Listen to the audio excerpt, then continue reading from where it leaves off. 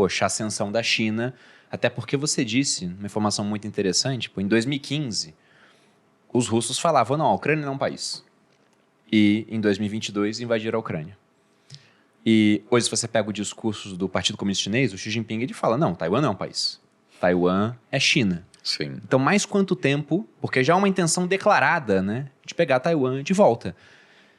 Mais quanto tempo para isso vir a acontecer? E aí, se a gente pensa no mundo como ele está hoje, bom, os Estados Unidos, eles são autossuficientes em energia, em produção de alimentos, e a China não é.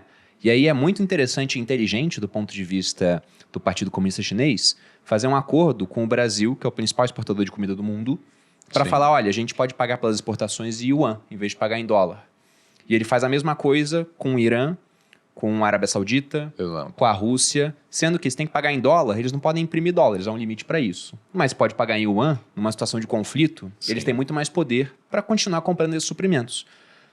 E a pergunta que vem na cabeça sempre é, e se estourar uma guerra? Porque é diferente China invadir Taiwan de Rússia invadir a Ucrânia. A Ucrânia não é historicamente um aliado americano. Taiwan tem uma importância para os Estados Unidos muito maior do que a Ucrânia. Sim. E aí, se estourar essa guerra, como é que fica o Brasil no meio disso? Porque China é o principal parceiro comercial. Lula está dando declarações onde ele está, mais alinhado com a China do que com os Estados Unidos. A gente conseguiria manter essa postura de neutralidade? Ou no final a gente falaria, não, estamos apoiando aqui as demandas chinesas de... Eles têm o direito de invadir Taiwan. Olha, primeiro, Taiwan é muito mais importante para a economia global do que a Ucrânia. Sim. Porque a Taiwan é o principal produtor de semicondutores que estão em tudo, não só nos celulares, mas no assim... Carro, micro-ondas, nos drones para a agricultura brasileira, etc. Ou seja, é uma peça-chave. E o que os americanos estão fazendo agora? Porque tudo que você está descrevendo, por um lado, é inteligente, mas a gente está reduzindo nossa dependência mútua, o que torna o conflito menos custoso. Ou seja, é isso que me preocupa. Porque tudo que a China está fazendo, de certa forma, é uma preparação. Ela quer talvez se blindar contra o risco de um conflito, mas lá na frente, quando ela conseguiu, e os Estados Unidos trouxeram as fábricas de produção de semicondutores para os Estados Unidos, o risco de conflito aumenta muito porque o custo econômico de um conflito cai.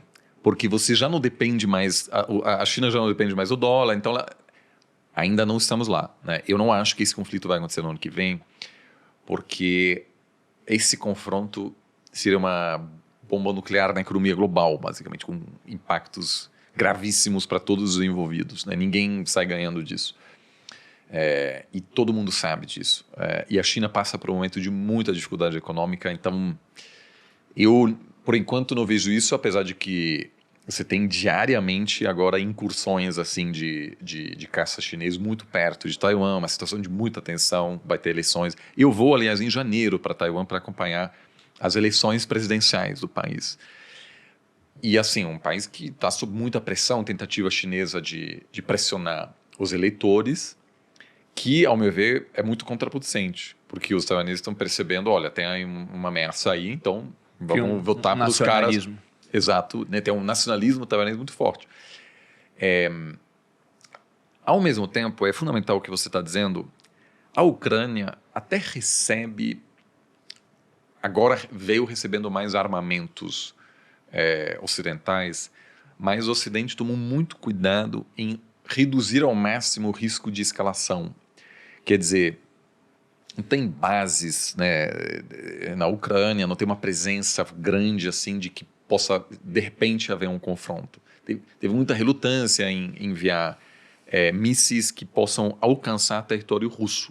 Tanto que o grande problema hoje para os ucranianos é garantir aos fornecedores ocidentais que, com as armas, com os mísseis que eles recebem do Ocidente, eles não podem atingir território russo. O que levou a Ucrânia a montar uma indústria própria de mísseis e drones com os quais eles estão começando a atingir centros urbanos, como Moscou, por exemplo. Taiwan tem uma sofisticação militar muito maior, ou seja, a assimetria de poder entre Rússia e a Ucrânia é muito grande, tanto que havia uma expectativa até dentro do governo americano que a Rússia ia ocupar logo toda a Ucrânia. E eu acho que se tivessem capturado o Zelensky logo no início, e quase conseguiram, a guerra hoje seria outra. Mas ele conseguiu aí mobilizar a opinião pública ocidental, etc. A Alemanha ofereceu asilo ao Zelensky 24 horas depois da invasão. E falaram, cara, deixa pra lá, isso aí não tem jeito. Ou seja, não havia realmente essa expectativa. No caso de Taiwan é diferente. As Forças Armadas de Taiwan estão muito profundamente integrados. Eles recebem treinamento americano há muito tempo. Eles vivem sob essa ameaça constante. O Zelensky falou 6 meses antes da invasão russa, quando os americanos falam, olha, vão invadir. Tinha uma época aqui que os americanos soltaram toda a inteligência que eles conseguiram do Kremlin. E aí muita gente fala, não vai acontecer. O próprio Zelensky falou, podem parar de falar isso, porque não adianta, quem sabe, não vai acontecer. Aí aconteceu. No caso taiwanês, a elite militar e política está pensando todos os dias sobre a invasão há décadas. Então os caras têm uma que a gente chama estratégia porco-espinha, se chama.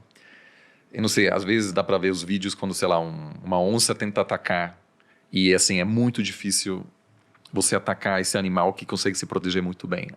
Então, uma invasão chinesa teria um custo militar muito alto, porque toda a ilha está, né, com mísseis antiaéreos, a população taiwanesa recebe treinamento toda hora sobre o que fazer, como se defender, para onde ir para pegar a arma. Você teria uma mobilização imediata da população se levantando contra uma possível ocupação chinesa. Um sentimento anti-China também, assim, apesar de muitos taiwaneses comprarem produtos, ter comércio. Então, assim, aquilo seria um conflito muito pior, com armas americanas de última geração sendo utilizadas contra as forças chinesas. E tem outra questão. A Rússia vem travando guerras há muito tempo, com frequência. Invadiu o Afeganistão, muito sangrento, invadiu a Geórgia, teve uma guerra civil envolvendo a Chechênia, uma região predominantemente muçulmana. Não é só a China que tem esses problemas com minorias muçulmanas, a Rússia também. Então, as Forças Armadas russas estão acostumadas. Muitos generais russos viram combate em muitos contextos. E a Ucrânia, apesar das perdas materiais, a guerra russa contra a Ucrânia acaba modernizando as Forças Armadas russas também, porque tem muita gente com experiência de combate, o que é valioso para futuros confrontos. A China não tem. Zero. Por isso, em parte, eles mandam tanta gente para participar das missões de paz. Porque, pelo menos em alguns países, as pessoas já utilizaram, né, já tiveram confrontos. Inclusive, o número de soldados chineses que participam de missões da ONU e morrem nos confrontos está aumentando. É uma estratégia chinesa de aumentar a exposição de soldados chineses a situações de combate. Mesmo assim, a expectativa é que os chineses teriam uma dificuldade enorme inicial, porque nunca tiveram essa experiência de grandes confrontos.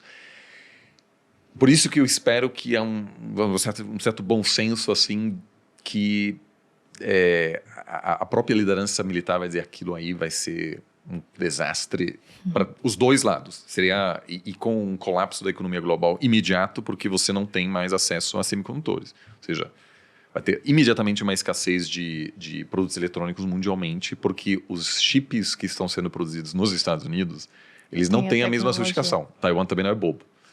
Não vai, a TMSC, porque não vai produzir os mesmos chips lá. São de algumas gerações mais atrasadas, os mais de última geração, só em Taiwan. Então, o Biden está lá investindo bilhões para produzir semicondutores nos Estados Unidos. Os Estados Unidos não vai conseguir produzir os mesmos. Né? Então, mas é uma questão muito preocupante, eu acho.